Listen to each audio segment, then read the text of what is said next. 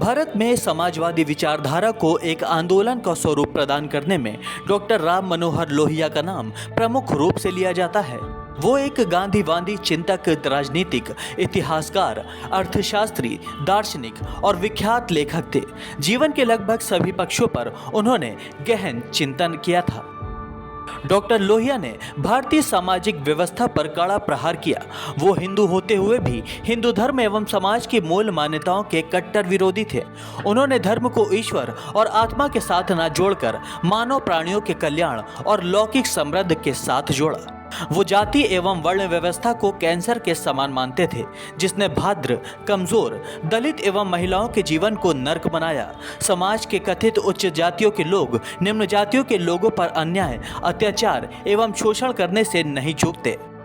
लिहाजा डॉक्टर लोहिया ने जाति एवं वर्णवाद के निवारण की पहल की और शूद्रों के उत्थान की आवश्यकता पर बल दिया।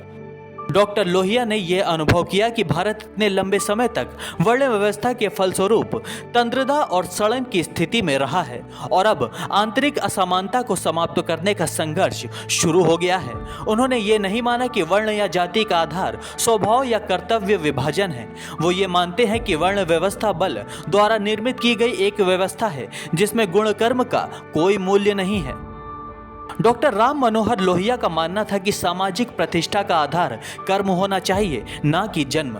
जन्म के आधार पर ब्राह्मण, क्षत्रिय या वैश्य को उच्च समझना जाति प्रथा को बनाए रखना है।